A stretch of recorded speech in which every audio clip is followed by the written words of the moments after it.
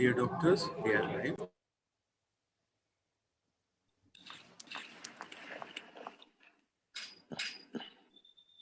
Hi, I'm Dr. Durusha, the founder president of the PCOS Society of India. The society is of multidisciplinary experts in the field of gynecology, dermatology, endocrinology, and all the allied specialists who look after PCOS women. We all are focused on creating awareness on PCOS, both amongst doctors and updating their knowledge. And we are also wanting to create the awareness amongst women at large for them to understand what they are having and what their problem is. In short, our organization is consisting of experts both from India, and we also have members from outside the country. It's important for all of you to be with us and join us in our endeavor to upgrade our knowledge in this field and reach out to our patients so that they have a better quality of life in future. Thank you.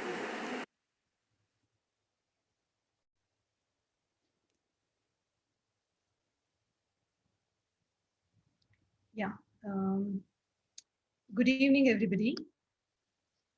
We welcome you very warmly to this webinar hosted by PCOS Society, the W3 series, Early Puberty, Is It a Sign of Impending PCOS?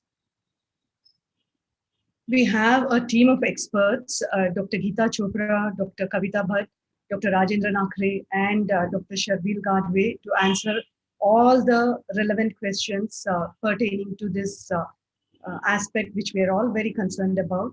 And Dr. Gayatri Palekar as a young reproductive medicine specialist who will be presenting an interesting case. I'm very, very grateful to PCOS Society of India and Dr. Durusha ma'am for creating and hosting this series of webinars, and to Metropolis Healthcare, which wholeheartedly has supported this event.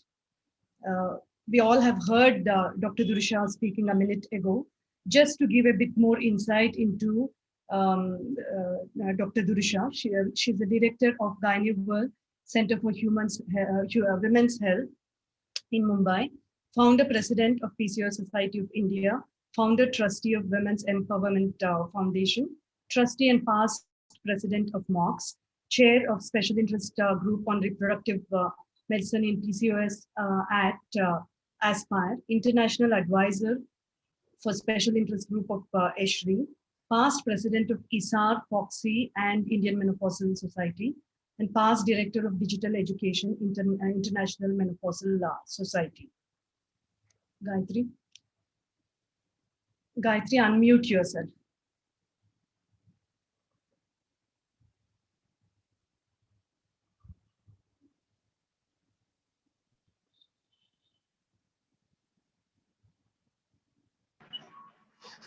Now I would like to introduce Dr. Padmarekha Chilke ma'am, who is a moderator of this webinar, and she is a scientific director of Sushrut Assisted Conception Clinic and Shreyas Hospital in Kolhapur.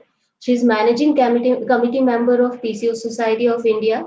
She is clinical research fellow in ART from University of Glasgow. She is editor-in-chief of Journal of Human Reproductive Sciences. She is the reviewer for human fertility from Cambridge University, Reproductive Biology and Endocrinology, Journal of Assisted Reproduction and Genetics. She is the executive vice chairperson of Maharashtra chapter of ISA. She is the vice president of Fertility Preservation Society of India. She has many publications in human reproduction, fertility, sterility, and Journal of Human Reproductive Sciences.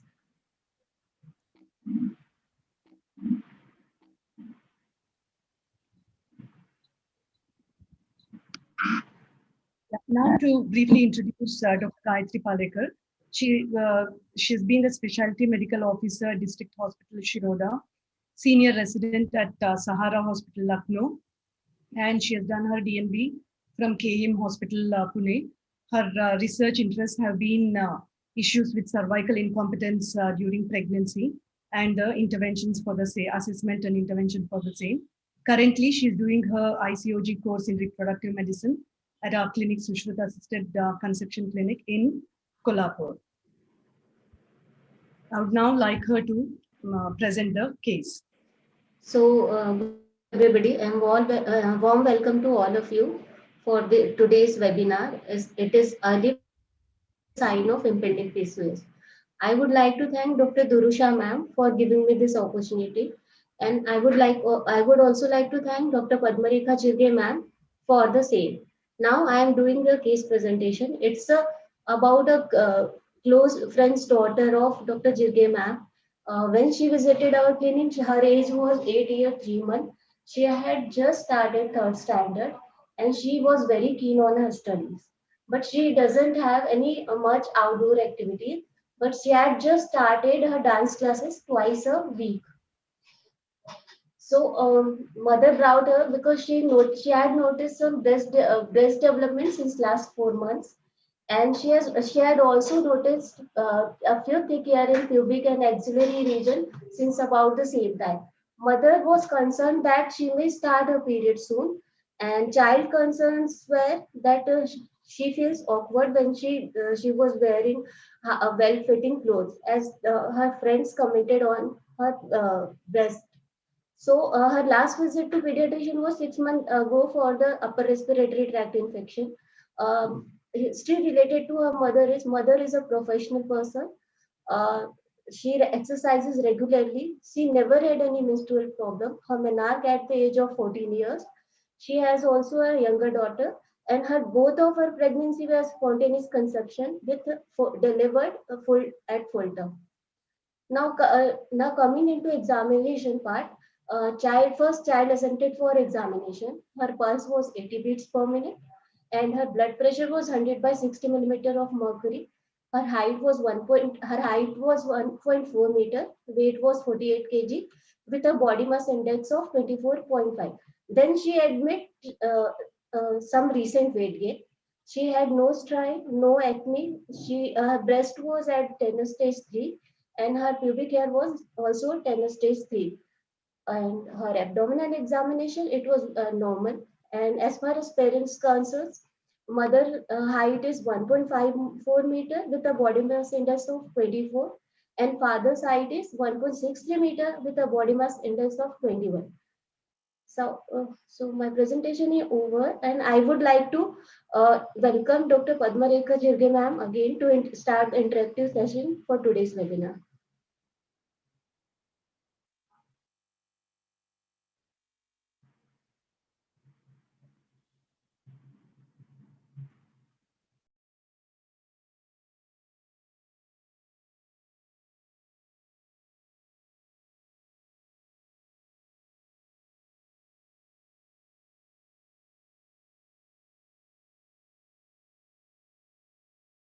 Yeah. I'd like to now introduce the panel of experts we have for this interactive session. Dr. Geeta Chopra, a pathologist, zonal head of North India Metropolis Healthcare Limited. She's had 23 years of experience in her field, rich experience in routine and specialized clinical chemistry, hematology, serology, cytology, and surgical pathology. Special interest in dermatopathology and neuromuscular pathology, as well as indirect immunofluorescence. Member of Dermatopathology Society of India. Papers to her credit primarily on platelet concentrates and autoimmune encephalitis. Thank you. Dr. Kavita Bhatt. She is a pediatric endocrinologist and consultant pediatrician, Rainbow Children's Hospital, Bengaluru. Experienced and very trusted doctor with 20 plus years of experience in patient care and training postgraduate students and pediatric endocrinology fellows. She has developed the pediatric endocrinology department into a great referral center for patients from across the globe, established 5 outreach centers in different districts of Karnataka, launched a pediatric diabetes center with focus on technology in managing diabetes, started Rajiv Gandhi University of Health Sciences affiliated pediatric endocrinology fellowship program. Welcome, Dr. Bhatt. Welcome to both of you. And the third expert today is Dr. Rajendra Nakre, dear friend and an excellent gynecologist with special interest in reproductive medicine and surgery from Pune, present attachments in Oyster and Pearl Hospital, Galaxy Care Hospital, and Lakshmi Clinic. Welcome, Rajendra. Thanks, Rekha. Thanks for the introduction. And Dr. Sharvil Gadwe. He's Chief Endocrinologist of Excel Endocrine Center, Kolhapur. He has done his MBBS from SAIT GS Medical College and KM Hospital, Mumbai. Attended a training program in endocrinology at Massachusetts General Hospital, Boston, USA, and has had his fellowship training, Texas Diabetes Institute, Texas, USA. Teaching faculty of Public Health Foundation of India for training of physicians in diabetes, thyroid, and lipid disorders. Speaker at many conferences, including International Diabetes Summit, Pune, and IdeaCon, Kolkata. Welcome, Sharvil. Again, an excellent endocrinologist. So I'll stop sharing the slides now. We will get into an interactive mode. So now we have all of you on the panel. Dr. Kavita, Dr. Geeta. We are unable to see you, Dr. Geeta. Yeah, I'm there. Yes. So, early puberty, precocious puberty, and PCOS, all these are considered as commonly, more frequently, increasingly being encountered.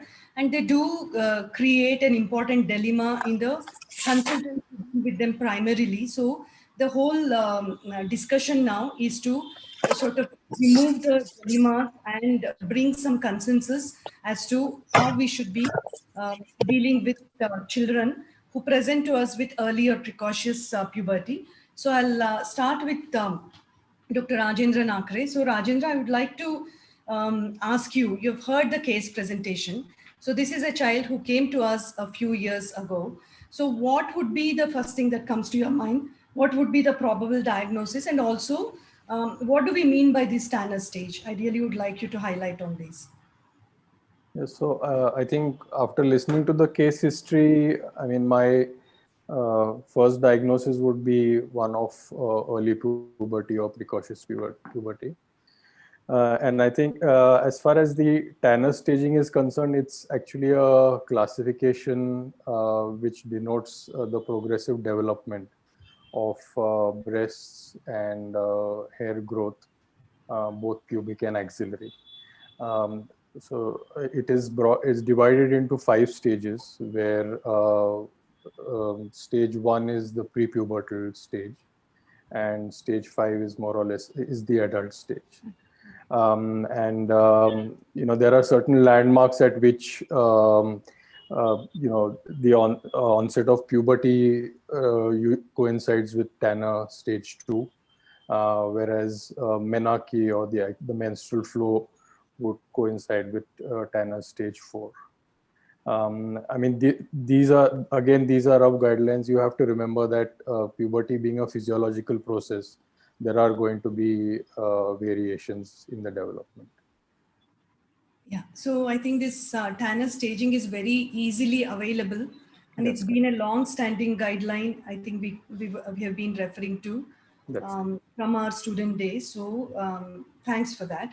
And now that the child has presented to you with this history and examination findings, how would you advise the family from here onwards? Would you refer them to somebody? Would you consider any particular investigations? So I'd like you to highlight on how it's a sensitive issue and how it is very important to not make them run around too much, and how we coordinate an interdisciplinary approach in the care of this child. Yes, I think you made a very good point that I think the girl would benefit most by going to a specialist, obviously, who deals with a sizable number of such cases. And also, if she can be treated with all investigations, especially under one roof, then that would be less taxing and emotionally much better for the family. So my instinct would be actually to refer this girl to a pediatric endocrinologist, who obviously can sort of be the lead member, and then he or she can then liaise with other faculties as and when is necessary. The other thing I've noted from the history which Gayatri presented is the girl's height is still within the normal range. So, I think there's a fair chance that we are dealing with more of a sort of a physiological variant of precocious puberty, rather than, there's no sort of huge increase in the growth velocity. I mean, at the most, as a gynecologist, I can contribute by doing requesting a pelvic ultrasound scan, just to rule out the very odd possibility of any ovarian tumors which could be contributory. Yeah, I think you have highlighted all the important aspects. So, Dr. Shervil, now the child has come to you. So I just want you to explain to us, what do we actually mean by puberty and precocious puberty, and also what are the common causes? I mean, we hear of rare and very worrying scenario, but what are the common causes? And also, in the history, we noted puberty and thelarche. So are these things, interconnected, or are they activated by different, are they mediated through different endocrine channels? So I just want you to touch upon this.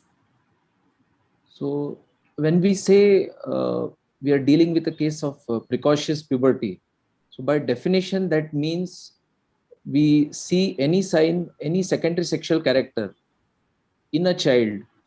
If it's a boy, if it is below age 9 years, then we say it is precocious. In a girl, in fact, if it is below 8 years, then we say it is precocious. So anything above age 8 years and anything above age 9 years, by definition, we need not say it is precocious. We can say it is early puberty.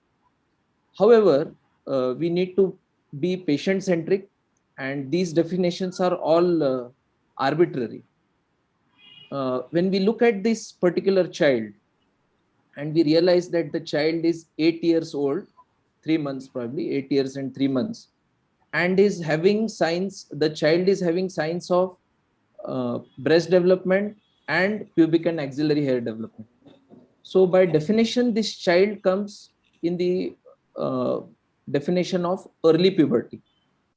If similar changes are seen before the age of 8 years in a girl, I mean, we did mention it was just before 8 years. Before 8 years, yes. Yeah. So if the parents have noticed these changes before the age of 8 years, yes, then we need to reconsider whether we are dealing with any pathological cause of precocious puberty. So that's how we look at it. Now, the cutoff of the lower limit age for precocious puberty has been a controversy since a very long time. In fact, over the past 150 years, there has been a secular trend globally of decrease in the lower normal age of onset of puberty. Okay. Probably if you look at the secular trends, 150 years ago, the puberty onset was somewhere around age 15 years. And dramatically over the past 150 years, especially in the developed countries, the pubertal age of onset has, the normal thing has come down to 8 to 9 years. Okay. Similar trend has also been seen in the developed world. Also, there is a lot of ethnicity involved in the lower age cutoff, what we consider. So probably presently the consensus, I would say, for the South Asians would be somewhere like 8 years. And then we look at whether we are dealing with pubarche, thelarche or menarche. Yeah. Whether it is all of it, or it is isolated thelarche, isolated pubarche or isolated menarche. So she has two of the three findings. Yes. So she is having both thelarche and pubarche. Yeah. Now let's say there is a variant. Some child presents only with isolated thelarche. So that means something else. And if some child presents with only isolated pubarche, so that means something else. So the common interpretations are that if a child has onset of puberty with only pubarche, this child is more likely to develop some other abnormalities later on, most common being PCOS. So that is the relevance of looking at what started first, whether pubarche or thilar.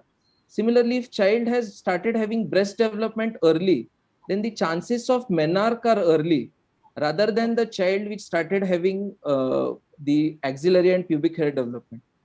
So we need to be careful in interpreting each of the clinical signs. Isolated thilarche is very common.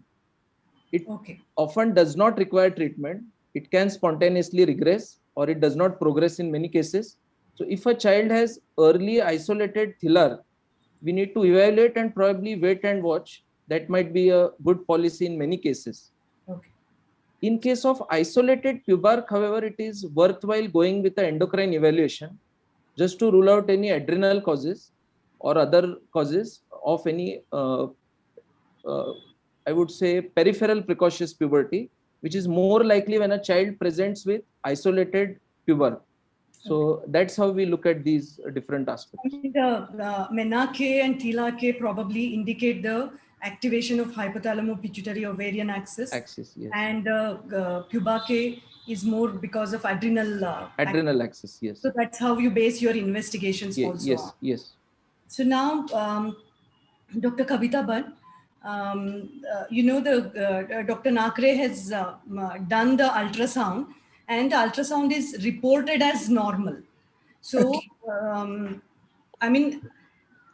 but the person doing the ultrasound, the radiologist, may not be aware of what's actually normal as far as the appearance of uterus and ovaries are at a peripubertal age. So do you pay any more attention to what has been reported as in the pelvic scan as far as the uterus is concerned? Does that tell us anything? Yes. See, we know that breast development happens because of estrogen action. See, that is an external sign of estrogen action.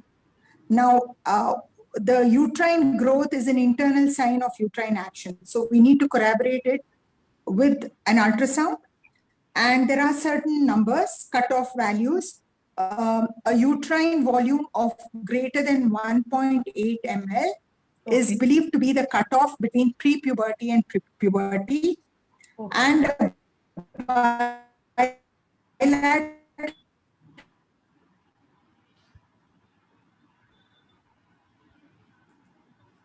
Dr. Kavita? Ovarian volume 1 ml indicates gonadal puberty. When under this, the ovarian volume increases and the cutoff is 1 ml. There are some studies that say that the ovarian volume cutoff is 2 ml. So these are the ultrasonological features of precocious puberty. Yeah. Now, Sharvil highlighted on sort of ethnicity impact and racial differences and all, but Dr. Bhatt, are there any national or international consensus as to the criteria which we need to use for diagnosis of precocious puberty? I'm sorry, national or international? Consensus or guidelines to diagnose precocious puberty? Yes, luteinizing hormone is believed to be the most sensitive indicator of pubertal onset. A luteinizing hormone of greater than 0.2 milli-IU per ml is the cutoff. Earlier, they would say it's an 8 a.m. because most of these gonadotropins, they have a surge at 8 a.m. But of late, even a random LH, which is greater than 0.2 micro-IU per ml is supposed to be the cutoff between puberty and pre-puberty. That is as per the international consensus guidelines, 2019. Would you do any other, what would be the panel of tests you would consider, or is it just the LH at this stage you would consider apart from the ultrasound? No, let's go back to the case that Dr. Gayatri presented. This is a child. I would plot on the growth chart first, and because in puberty, there are two concerns. One is whether the child is psychologically ready to handle it. And another concern is what is going to be the final height, which for us as doctors, that is of greater concern. So the way we go about it, and that's what will determine whether we need to treat this category of children. I mean, if we haven't come to the treatment per se, but if you can permit me this, because this comes in our analysis also. Children below the age of 7 years, you definitely treat, but 7 to 8 years, like in this child, it's a gray zone. So we take certain criteria to help us to decide. One of them is the height. We plot them on the growth chart. If the height is above average, like in this child, I have plotted her height on the growth chart, and it's above the 95th percentile or at the 95th percentile, which is way above the mid-parental height. So I calculated and plotted the mid-parental height. Her height is way above the mid-parental height, which is reassuring, which tells us that probably her adult height, even without treatment, would be okay. That is one parameter. The second one we would do is a bone age. We need to do bone age in every child with precocious puberty. And if it's too advanced, girls grow till a bone age. Sorry, Dr. Bhatt, how do we assess the bone age? Yeah, bone age is assessed by two methods. One is the Grulich and Pyle and Tanner and Whitehouse method. So there are certain standards with which we compare all these epiphyseal centers of the hand, and then we come at a bone. Pardon? It's a radiological assessment. Yes, it's a radiological assessment. So particular bones you assess that from, or? Yeah, the carpal and the phalangeal bones. Oh. Yeah. So girls grow till a bone age of 14 years. Now girls grow till a bone age of 14 years. Okay. Now, if she's going through an early puberty or a precocious puberty, you would expect her bone age to be advanced, right? Yes. So if the bone age is not very advanced, yeah, if the bone age is like advanced by a year or two, then again it's reassuring because it means that the final height may not be that much compromised. Okay. Let us just for discussion sake say that we have made a clinical assessment and diagnosis of probable precocious puberty, and let us say that we are concerned about her final height as well, just for discussion sake. Right. So I just want to elaborate on, if you have to in a full-fledged way assess this girl, what would be the endocrine assessment you would consider? I would do a 8 AM LH FSH estradiol, as well as a thyroid function test, the free T4 and TSH. Plus, I would do an ultrasound abdomen and pelvis. I would request the ultrasonologist to mention the ovarian and uterine volume in that. And I would also do a bone age X-ray. So these would be the things. Yeah. Anything anybody wants to say at this juncture, because I'll move on to Dr. Geeta next to highlight a bit more about the laboratory aspects. So any clinical inputs from any of the three of you at this juncture? Okay. So, okay, I'll Dr. Geeta, now, you've heard about the importance and the various, laboratory investigations that may become necessary in assessing these young girls with earlier precocious puberty. I just want you to, highlight about the assays that are used for these. How important, is there any difference between the assay methodology, and does that influence the diagnosis? And, considering the diurnal variations, Dr. Bhatt has actually addressed that a little bit, but from your laboratory aspect, would you insist on samples being collected at a particular time? And also, in our country, the problem is that, everywhere the analysis may not be available. We may have to collect the samples and send it across. So would you touch upon these very important aspects, please? Yeah, surely. So basically what Dr. Kavita rightly said, that LH, FSH and E2 is the basic thing which they start with.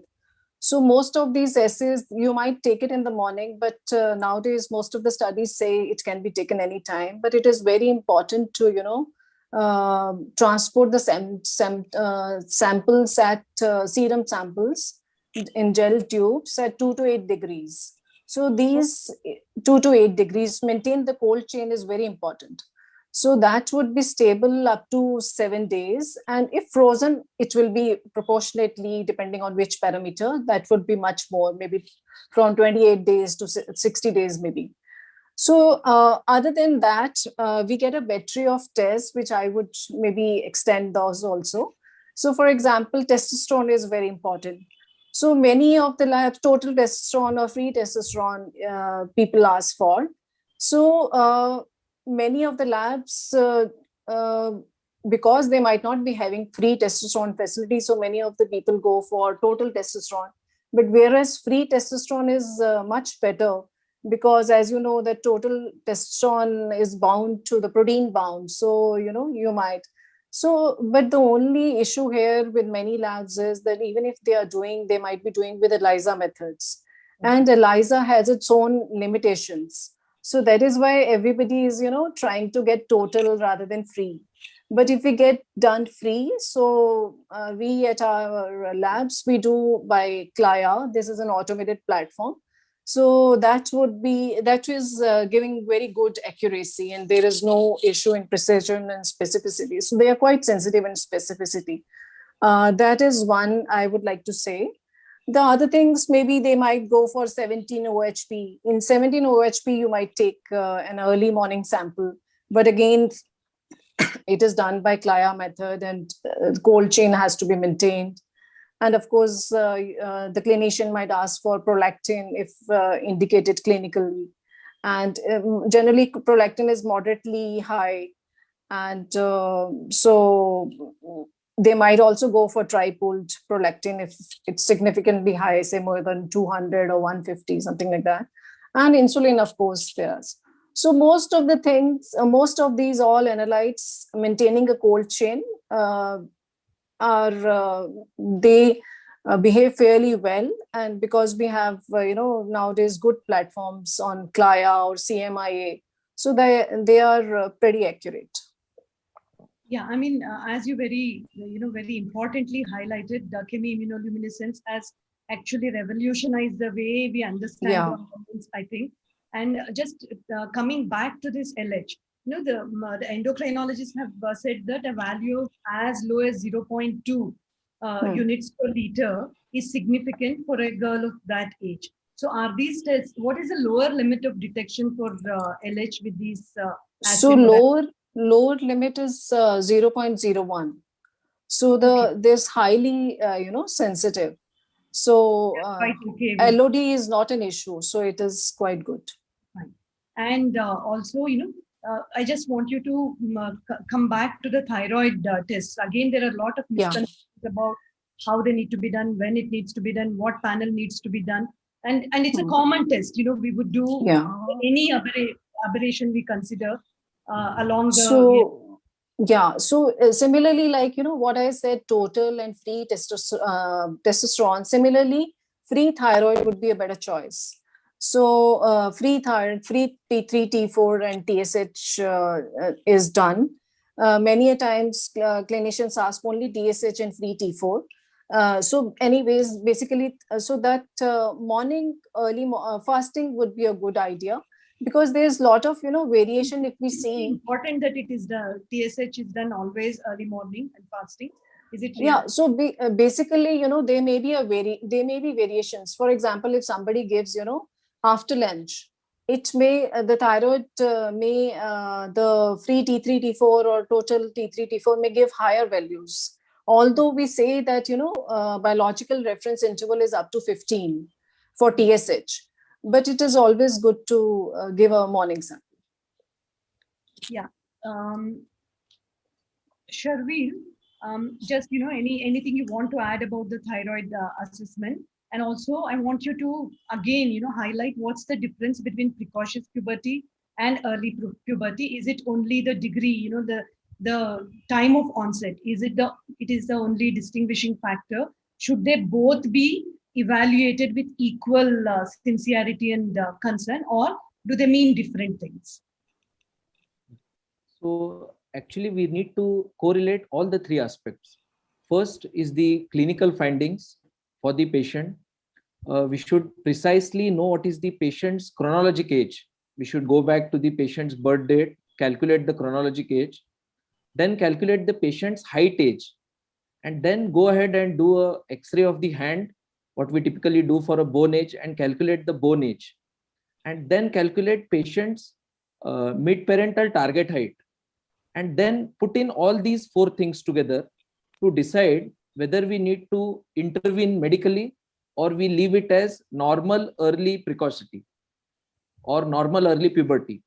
Now, if the bone age, which is very important, if we find that the bone age is accelerated and the more than the chronologic age, and the projected height of the child is getting compromised, then we say it is precocious puberty, because we need to intervene to save the patient's height, final adult height. Now, typically these children look taller than their peers when they present with precocious puberty because they have accelerated bone age. So the parents are really not concerned about the child's height, but we need to educate them that although the child presently looks taller than the child's peers in the class, the final adult height would get compromised if we don't evaluate. So medically, that is the most important concern whenever we deal with early puberty or precocious puberty.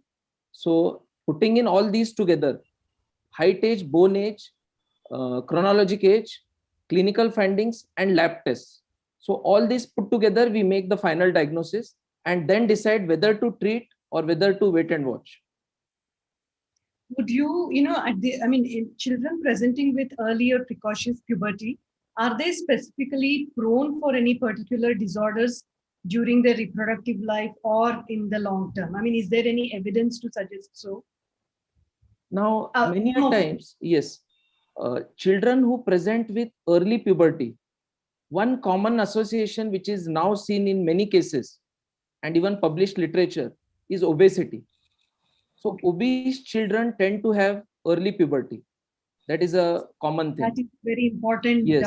So obesity has its some implications during childhood, during adolescence, and during the subsequent reproductive years. So that is one thing, that is obesity. Second most important thing is birth weight of the child. That has a lot of implications. If the child, yes. Yeah. Yes. Now, Rajendra, they have parents have come back to you. They visited the endocrinologist as per your advice, and they have got the evaluation done. So they're yet to go back to the endocrinologist to discuss the immediate treatment concerns. They may have had initial discussion as well, but obviously, as normally would happen, they come back to the primary physician, and so they have showed all the reports to you, and they're basically asking, the endocrinologist may suggest some various treatments. So is it really necessary? As both the endocrinologists have highlighted, the child's height seems to be okay. She has not started menstruating yet. So things seem to be okay from their point of view. So they ask you, is it something that they really need to be concerned, or they can just take it in their stride? Can they let the child carry on with what she's doing, and they should stop worrying about it? Is there something you would like to know more before you actually give them any further advice? Yeah, I think Sharvil in his previous statement had made a relevant point of the birth weight. So that's I would like some more information on that.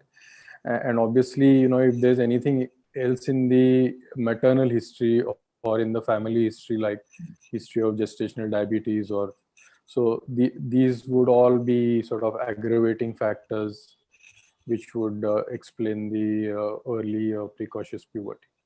Gayatri, will you unmute yourself and give us some, shed some light on the pregnancy history of the mother? Yes, ma'am. Mother had gestational diabetes mellitus, but it was controlled on diet. She was on MNT, and she delivered at 38 weeks, and baby's birth weight was 2.3 kg. And there was no history of NICU admission. Sorry, what birth weight was 2.3 kg. 2 point. So slightly on the lower side. Yes, yes. So, I mean, I think I think my discussion with the parents would basically be, with a reassuring tone.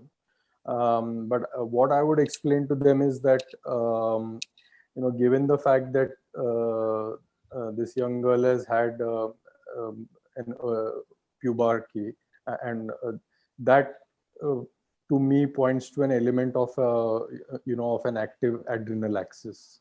Yeah. So that is the way one of the factors which has been programming her sort of hormones so far. And in addition to this, there is some evidence. Of course, the studies are again 50-50, but in children who are low birth weight, that again they can have a more sort of aggressive or a more intense adrenarche.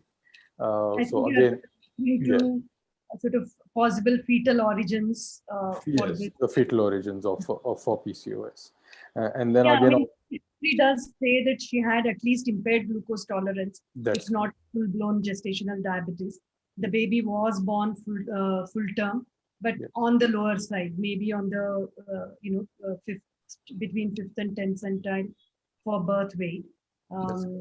So would you elaborate a little on this fetal origins, Rajendra, because this is something completely missed, and it's like we lose about 15 years, 1.5 decades of the child's life, where those children who have been exposed to an abnormal intrauterine environment may be predisposed to certain scenario. So I Yes. think it is time that we may have to start addressing this right from birth. So it's a very important aspect. So would you please highlight on this? Yes. What So do we I mean think, by fetal yeah, origin? I think what I would one of the take-home messages for all the viewers would be that, early detection of PCOS can start, in and around puberty once it starts.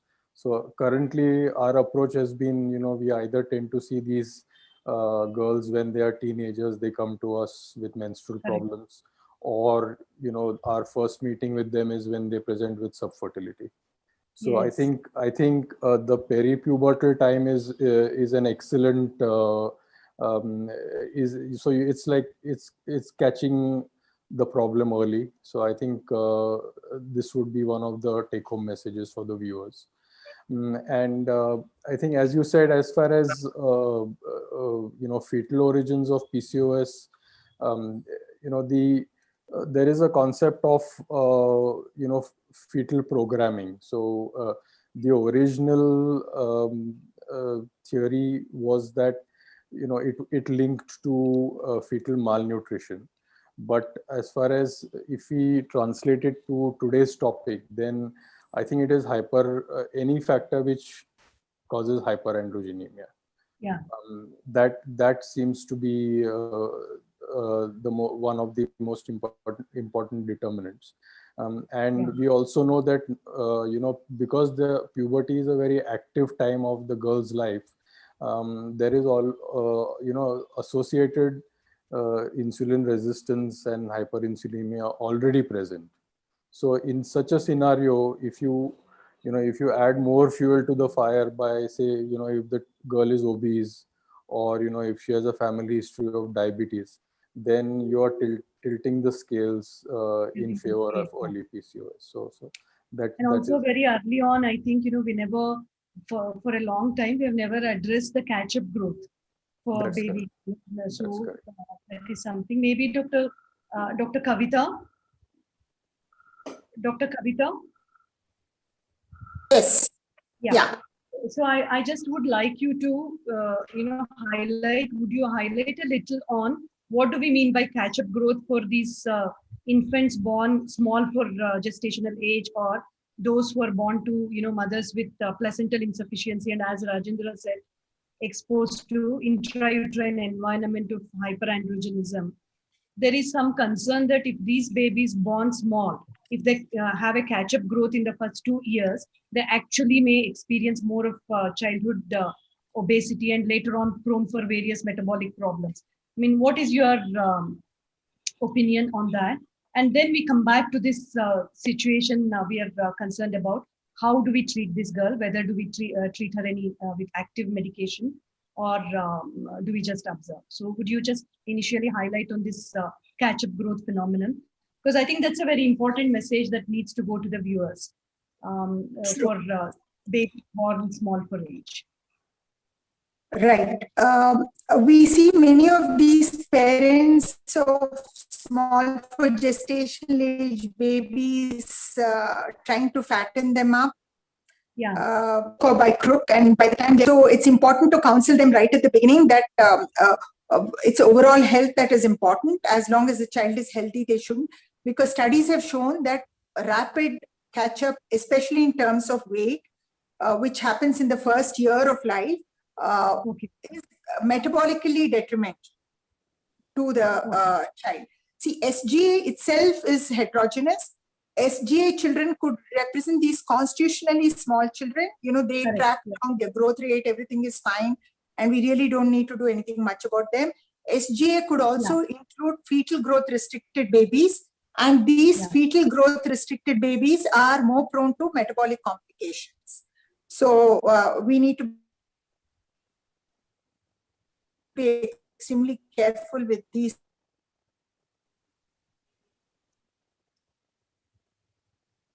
children. And that the ultra, when or small for gestational age, we look at the prenatal ultrasounds. We get a lot of information from prenatal ultrasound measurements of fetal growth restriction, because that is an important long-term parameter for that particular child. And intrauterine growth restricted babies needn't be born small for gestational age. They can be appropriate for gestational age.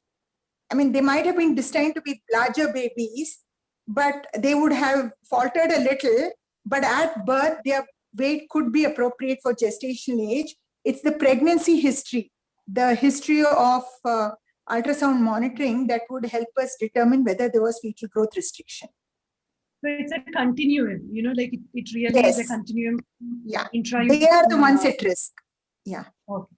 Mostly. So now coming back to this little girl, following the endocrine assessment, how would you, you know, like their concerns, mother is concerned that if she starts having a periods too soon, she may not be able to handle it because she has just started her 3rd standard. You know, you both sort of said that her height is okay actually. So that doesn't seem to be a concern. So if you can address an imaginary situation, if she was also short compared to her mid-parental height, target height, what would you do? And if if her height is not a concern, how would you, you know, would you advise any treatment at this stage? If the height is a concern, definitely I would give the option of pubertal suppression. Plus, because this child was born, I think Ayuja, the weight was 2.3. Yes, ma'am.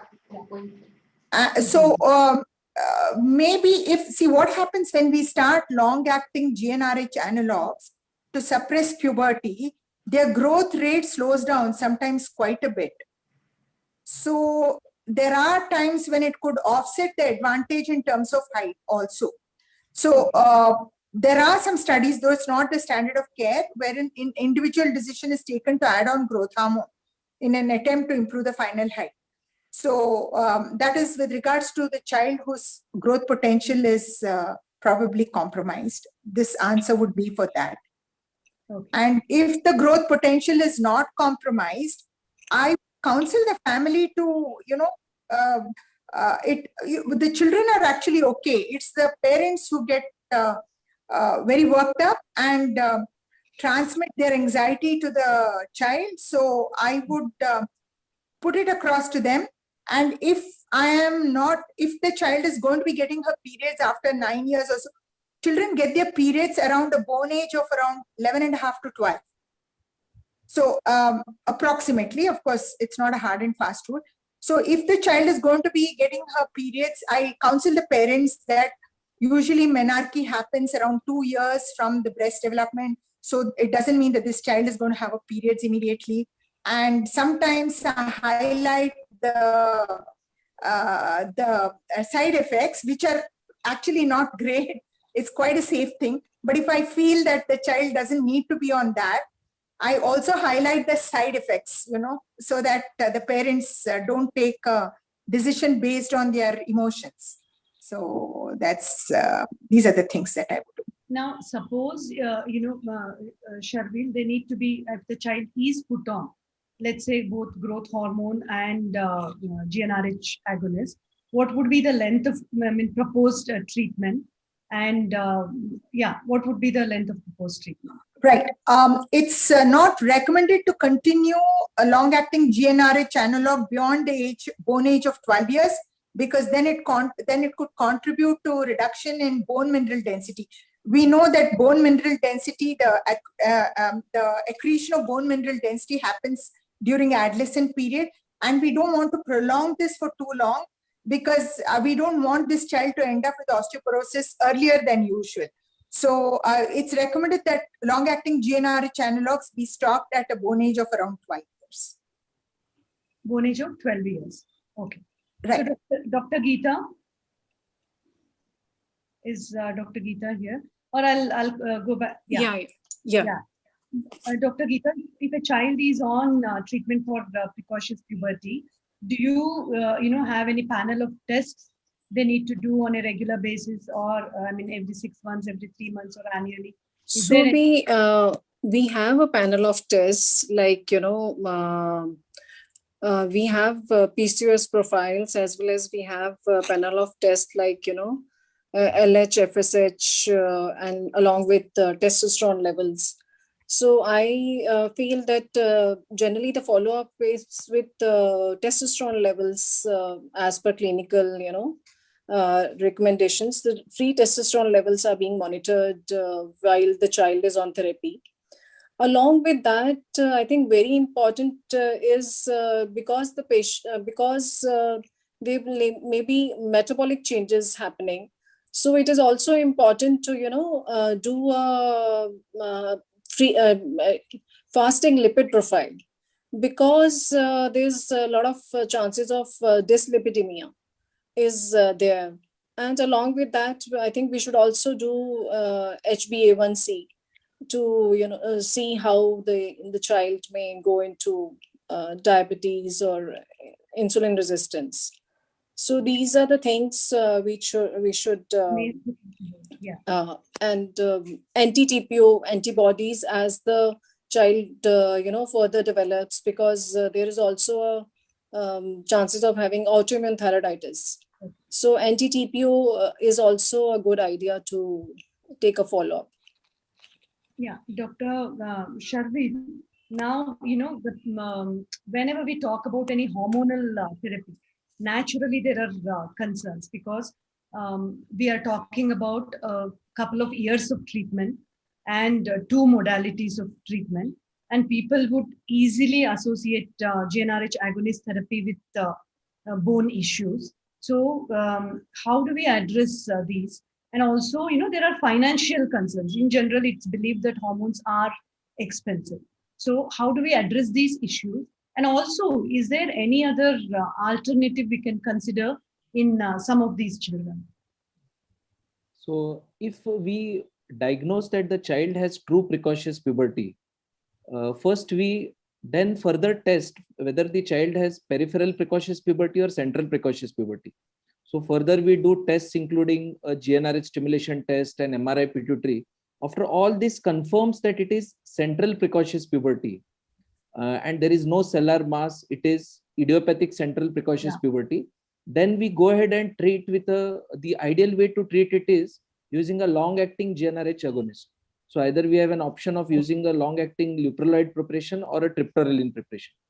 Now, as you said, cost is a concern.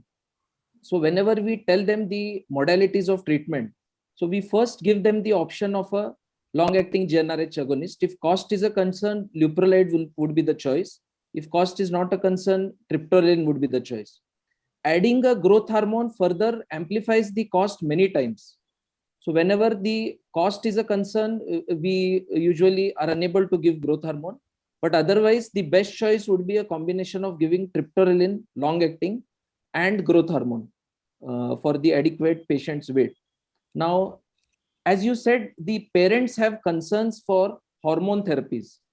Now, here we need to explain to the patient and the parents, in fact, the parents only, that the modality of treatment is a physiologic way of treating precocious puberty.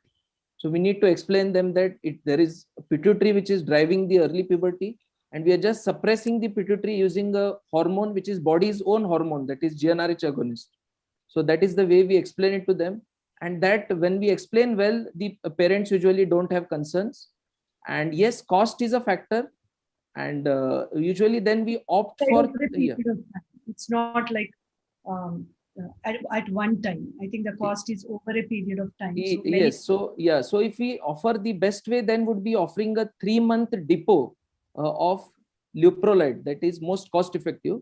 And if not, there is also option of 3-month or 4-monthly depot of triptorelin. And when we monitor them, we just look at FSH-LH and make sure the FSH-LH are suppressed. If that is the case, that means the patient is compliant with the treatment. Yeah. How often? Yeah, we do it initially every 3 months and then probably every 6 months. Many a times that is just done to ensure compliance with the therapy. Yeah, so doing a FSH-LH will suffice just to show that it is suppressed. Yeah. Does metformin have any role in children of this age group? Because I think recently there has been some debate as to whether metformin alone can, have all the beneficial effects of all these hormonal therapies we are discussing. Can you just explain to us what is the current evidence available? So it seems very attractive. It's an oral therapy and simple therapy. So the indications for using metformin are increasing across the age spectrum.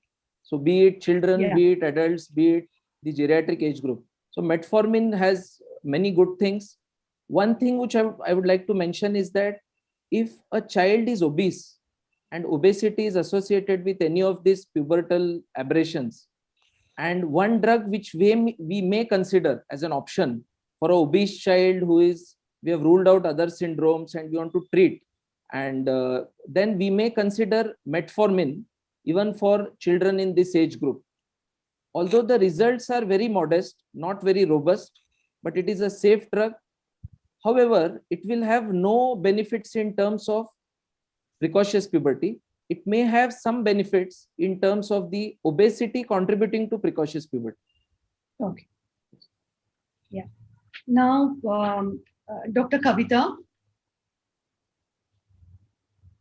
let us say that she has received this hormonal therapy primarily to delay her onset of menarche. And she's about 11 years now. She's about to return 11. And she has also achieved a height of 150 centimeters. The parents are quite satisfied with the results of the treatment. So they come back to us and ask that they would like to stop the treatment now. So what advice would you give her? When would we expect menarche in such a child? And also, during the discussion, 2 important points have emerged that these children, as they go through puberty, they can manifest certain metabolic aberrations. And also she could be a person who is predisposed to develop PCOS, full-blown PCOS at a later stage. So when would you advise them to stop the therapy? And what advice would you give as to when she may achieve menarche? And whether we need to evaluate her for any metabolic risk and at what juncture? Because, after that, she will probably leave your follow-up and she will eventually move on to a gynecologist. So that's a very important consultation for the child and the parents. So what advice you would give at this juncture would be invaluable for them? See, this child was obese to begin with, because her BMI was above the 95th percentile.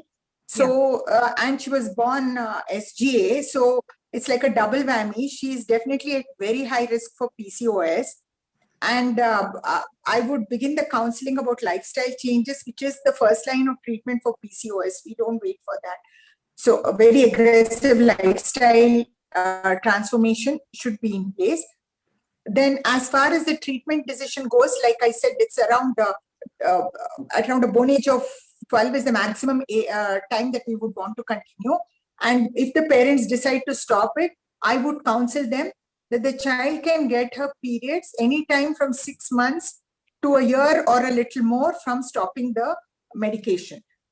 So that would be the advice.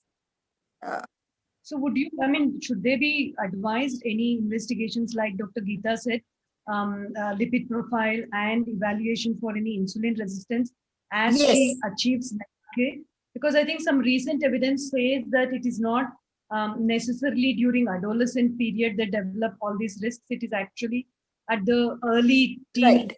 Yeah, I mean, So that is she's something. definitely at risk PCOS. So what we would screen for the comorbidities of obesity, like for pre-diabetes, we would do a fasting blood sugar, HbA1c, a lipid profile, non-alcoholic fatty liver disease by doing an SGPT. And as she is hitting puberty, maybe a free testosterone, and free testosterone, ideally total and free testosterone, ideally LCMS method these days, because these are all steroid hormones. So we would prefer an LCMS, liquid chromatography mass spectrometric method, which is available in Bangalore. So these are some of the screening that probably would recommend in these kind of children, obese pubertal children. Yeah. Okay, so that is when she achieves menarche or even before that? Once she starts the therapy? Yeah, suppose I see a little bit of excess hair growth. You know, you do see these children even before they get their periods, that their sideburns are increasing, their upper lip hair is increasing. I would still do a testosterone level on them. Okay. Any adolescent girl. It's not just after menarche. Yeah. So, you know, Rajendra, now, you know, the child sort of and the parents have decided to stop the therapy, and they have, you know, achieved what they wish from during these couple of years of treatment. So obviously they're back to you again, asking, you know, and also as Dr. Bhatt said, she has advised certain tests, you know, looking for some metabolic concerns. So obviously they're a little bit worried. They thought that it isn't, it's a single aberration the child has had, that she has manifested some features of puberty early on, and they've actively addressed that, effectively addressed that for a couple of years. And now, you know, this concept of maybe it is a continuum and there is going to be, they may have to be prepared for more problems, has come as a little worry and shock to them. So now the girl also has to be, you know, like addressed in a very sensitive way. I mean, nothing of this should be having a pessimistic impact on her psyche. So how do you now address this significance of low birth weight she has had? And let's assume she had a catch-up growth in early childhood, and the concerns of possible PCOS that has been explained to her. What would you, explain to the family now? How would you convert this into a positive chance for counseling them and as a preventive measure rather than them thinking of this as a doomsday scenario? Yeah, so I think, what has come across, what I would say to the parents and the girl is that, it's obviously not an absolute like a red danger situation, but given the fact that this girl is at risk for PCOS, and given the fact that her weight is slightly on the higher side, it is a positive development that she has taken to some sort of physical activity in the form of dance classes. So I think I would encourage her rather, by saying that she needs to maintain the consistency with that, and also, if possible, supplement that with further exercise, if that's possible. I think another intervention would be in terms of the diet. I mean, although there are no sort of specific dietary preferences, but considering she's a teenager, then I think there should be at least some sort of effort made to, I mean, not totally cut off, but to slow down on the fast food and the fizzy drinks, and supplement that with sort of healthy ingredients. And I think these would be the initial, would be my initial advice.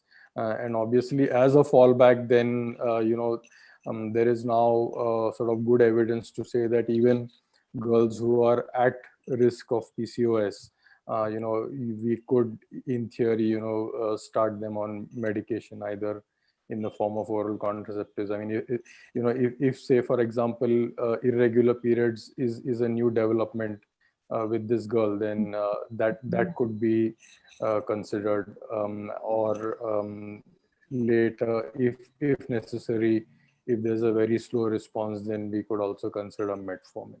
But as I said, the emphasis would be on lifestyle factors initially. Yeah. So, I mean, I think we have to sort of reinforce that she probably is at risk of PCOS, but we will not be making such a diagnosis too, quickly, because it will have long-term connotations. But as you very rightly said, pay attention to the diet and lifestyle modifications. I think that is one of the most important things which is necessary for everybody. I mean, that is one thing, that needs to go across, is that it is something necessary for most of us. So it's not like we are putting her through a regime of very strict exercise and diet, but it is something necessary for everybody. And early on, if she catches up to that, holds on to that for a long time, she probably will go through a very healthy and safe adolescence and early adult life. So, and I think Dr. Bhatt has, and Rajendra, both of you have addressed what is the practical advice that needs to be given to make all efforts and prevent PCOS developing at later life. Now, Sharvi, do we need to look for any metabolic abnormalities? You did address that. How do we advise, at what time of intervals they need to come across to either one of you, gynecologist or the endocrinologist? Do they really need to do that? Are there any investigations that are necessary periodically, or they can be just said that they're discharged from all the follow-up at this stage? So the proper advice, I just want to convey that she's a child still, and she has her aspirations like every other child, and she needs to be, the whole scenario needs to be treated very sensitively, because we have first made a diagnosis of early puberty, and now we are putting in this concept of PCOS as well. So, I mean, it is very important that we don't let go of her completely, so that she may end up having the problem, but also not make her feel like a patient. So I'd like both of you, Dr. Gadve and Dr. Bhatt, to give your thoughts on this. Sharvi. So we need to tell the parents that the best and the easiest way to monitor would be to monitor the child's weight and height at home. Now, if the child is putting on weight and if her periods become very irregular, then we need to tell them that they should come early to consult. Now, we also need to educate them that the probably initial 1 year after her menarche, the menstrual cycles can be irregular physiologically to some extent, and they should not be worried about it. But when the menstrual cycles become very irregular, or the child is putting on weight, or they see obvious hirsutism, we need to educate them the signs of hirsutism. If any of these things are seen, they should see the doctor early, or else probably a yearly visit would suffice. Once a year would suffice. And if the child is doing well, not putting on weight, adhering to the lifestyle advice, minimizing the screen time, following a healthy diet, all this is being done, then they may visit the doctor probably once in 2 years. Even that may suffice. Yeah, Dr. Bhatt. Yeah, I guess I would agree, but weight is such a thing that children invariably, when they come for follow-up, they are much more obese than we would want them to be. So because obesity is a lifestyle, and we need to be behind. We need to be offering support at periodic intervals. So I tend to see them a little more often till they plateau. You know, the weight, we're not looking at a weight loss, at least a weight plateauing, so that they will grow into their BMI. Children's height increases, so they can grow into their BMI. So I would look at something like that, because I really, unless we are with them, I have seen that their weight increases rapidly.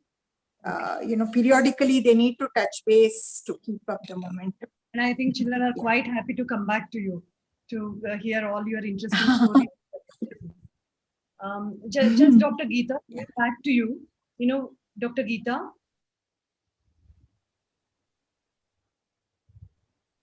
Yeah, can you unmute yourself, please? Yeah. Yeah. We have been discussing in the last 2 to 3, during last 2 to 3 questions regarding the metabolic risk and the importance of insulin sensitivity or insulin resistance. For this age group, is there any specific test which is better than the others for assessing insulin resistance, or any of them? From simple fasting blood sugar to fasting insulin levels or glycosylated hemoglobin, or do we need to do a more elaborate test? So other than fasting insulin or fasting glucose, what can be done is 75 grams glucose tolerance test can be done. So that is generally done with the baseline, seeing the baseline 30, 60, 90 and 120. Generally 4 samples are taken. Even 3 would suffice sometimes if the child is not able to give that. Other than this is one important test. Other than that, one important test for insulin resistance is HOMA index. So what you do is that the patient gives fasting insulin and fasting glucose samples, and then there's a calculation of HOMA index. That also helps some really a good marker in terms that when there is hyperinsulin levels, but there's normal GTT, then you don't know where does it fall. So then HOMA index comes into, comes very helpful. So more than 2.5 cutoff would indicate insulin resistance. And it's also raised HOMA index is also a predictor of atherosclerosis and long term or CAD. So that becomes very important. Yeah, thank you.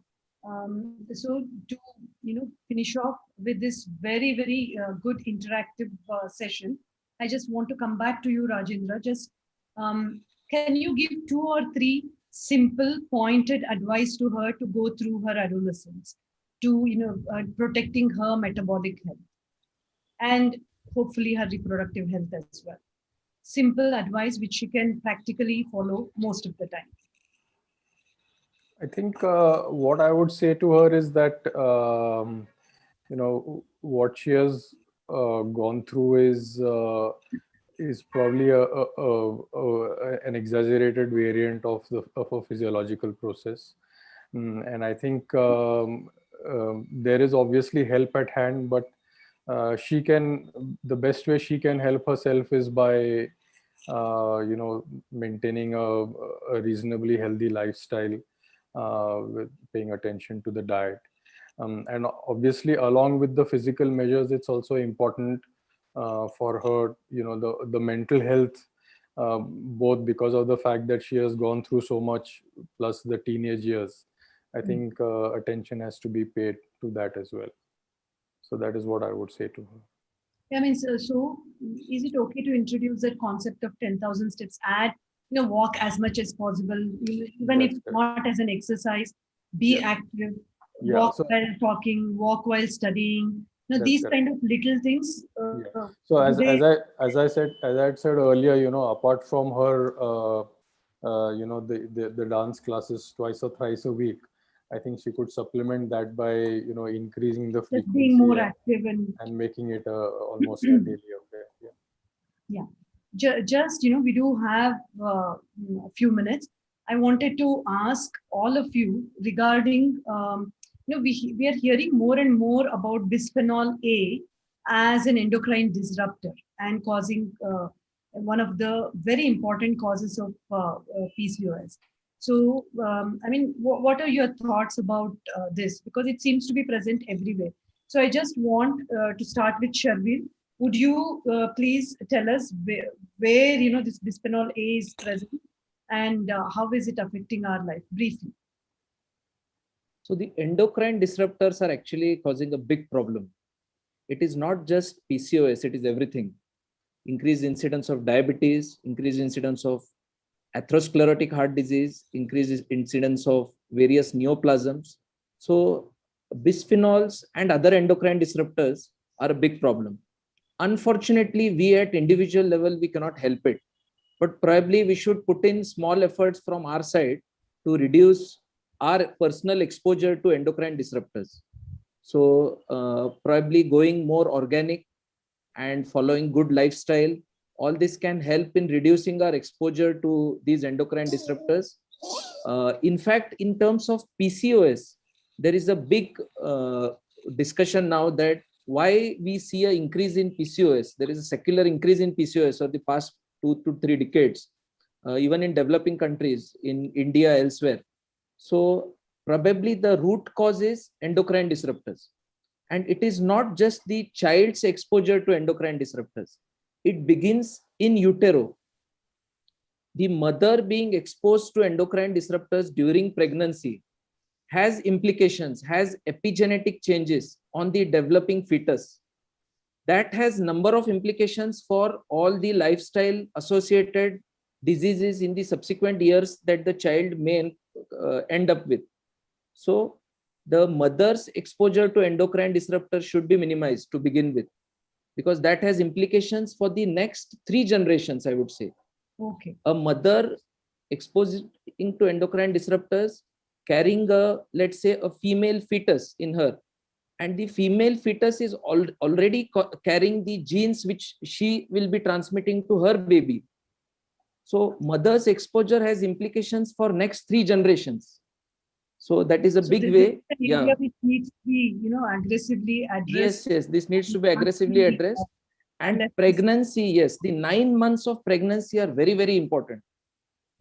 Mother being exposed to good food, healthy food, minimal endocrine disruptors, all this has implications for our nation's health, in fact, if we extrapolate, because that has implications for the 3 generations to come. Correct, yeah. Dr. Kavita, your thoughts about it? Yeah, bisphenol is one thing, but I would like to add a few more recently recognized which we take the history of puberty, which is lavender oil and tea tree oil, which is found in all these lotions and creams. They are also, that's a history that we take when a child presents with precocious puberty or premature thelarchy, whether the family has been applying all these lotions and creams, and we examine if it has one of these. Okay. Tea tree and lavender oil, yeah. So that's something very important and interesting, because I think they're very commonly used and they're loved by most of the people. Yeah. Dr. Geeta, is there any way we can measure, the levels of these endocrine disruptors in our body? And are there any practical ways? I really do not have an idea on this. Yeah. Okay. So I think, we have had an excellent interactive session on early puberty. Is it an impending sign of PCOS? We started with Dr. Gayatri giving us an introduction to a true clinical scenario, and Dr. Rajendra as a gynecologist and reproductive medicine specialist, and Dr. Sharvil as endocrinologist, Dr. Kavita as a pediatric endocrinologist, and Dr. Geeta as a very senior pathologist. You've given a very comprehensive and full, assessment of the situation and how we should move about. I just want us to, address few of the questions. One of them is early puberty is increasing, how to avoid. So Dr. Kavita, I think you should start the discussion. I think the avoidance or the care It's avoiding excessive weight gain. I think about when they are crossing centile channels on the BMI charts, we need to counsel the family. We need to be cautious. So that's a very simple tool, keeping a BMI chart for every child. And once a year plotting their BMIs. Yeah. Okay. Yeah. So, Rajendra, secondary amenorrhea from menarche, is it a warning sign of PCOS? Yeah, I mean, in theory, yes, it is a warning sign, but it's equally important to do a thorough assessment for the other causes of secondary amenorrhea. So, as gynecologists, we've all been trained to, assess the various compartments, which is the pelvis, hypothalamus, pituitary, etc., etc. So, at every level, it needs to be assessed. Yeah. Sharvil, how do we differentiate premature puberty, exaggerated thelake, and precocious puberty? I think right at the beginning you addressed this question, but if you briefly can mention once again. So we say a child has isolated thelarche, let's say, for example, if the child develops thelarche and the biochemistry shows that the child does not have other evidences for precocious puberty, there is no progression of puberty. So the thelarche is isolated. It is not followed by pubarche or any impending signs of menarche. So that means the child has isolated thelarche. It is a diagnosis which we usually do in follow-up, and we suspect it at beginning, and then subsequently we say it is isolated thelarche. So that similar is the case for isolated pubarche. So once we see that the child has developed pubercal changes and we don't see any other endocrine evidence of progressing puberty, then we do wait and watch and subsequently say that it is isolated phenomena, and intervention is probably not required early on in these cases. Yeah, thank you. I think with this, I'll just summarize the main take-home points from this. The first 1 to 1.5 decades of the child's life, we should not let it go as a lost opportunity to prevent her from, developing PCOS or metabolic problems associated with that. So I think the assessment and the awareness should start from intrauterine environment, and it should be a continuum throughout childhood. I think the clinicians, as clinicians, we should be very aware of this situation. And early puberty can be a precursor of PCOS up to 30% of them, but we should not be raising alarm as a uniform measure in everybody. I think it has to be those who are exposed to placental insufficiency and intrauterine hyperandrogenic environment and exhibit childhood obesity and puberty. These are the advice about taking to prevent PCOS happening.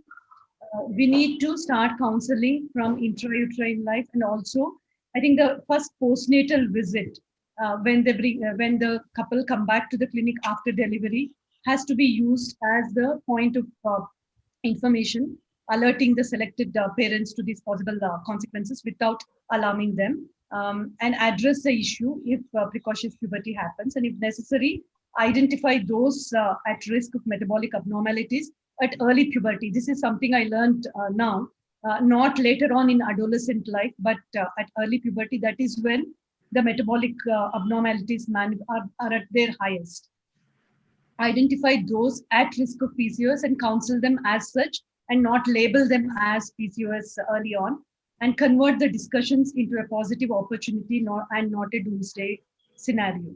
Thanks to all our experts today for bringing out these messages clearly and precisely. And I really appreciate all your inputs and appreciate your valuable time being given for this webinar. I just would like all of you to stay on a little bit to see a little bit more about our PCOS Society and its academic activities, and we'll take leave of you in 5 minutes.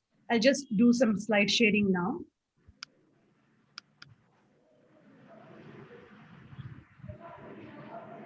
So the next academic activity we have is this weekend on 20th and 21st for masterclass on elective resolve. It's an extremely interesting and academically informative masterclass. So I urge everybody to be there for that. So it is a 2-day event supported by Cooper Surgical, MCure, Shield and Torrent Pharma. And I urge all of you to be present for this very, very informative event. And the next webinar on this W3 series is on 3rd April to be moderated by Sujata Kar, and again has a panel of experts to discuss how best can we carry out controlled ovarian hyperstimulation for ART in PCOS. I also would like you all to consider becoming a member of the PCOS Society of India. It has a huge array of academic activities, highly academic, informative activities. There is reduced registration or free registration to many of these activities. There are quizzes which improve our, they're very interesting and very, quick shots for improving our knowledge. Free access to all the recorded webinars, opportunity to participate as faculty in our annual conference, and 3 issues a year of society newsletter to be delivered free. Pandora again discusses various aspects of this enigmatic condition of PCOS, and opportunity to contribute to the newsletter, to become member of managing committee, and to connect with international and national speakers at the conferences. So this is our website. Please do visit this very, very informative website. Thanks to all of the experts and the participants of this webinar. And if you do have any queries, do contact us through these emails or telephone numbers. So with this, the webinar comes to an end. Okay, Thank you so much. Thank you so much. Thank you. Thank you. With all the time given and the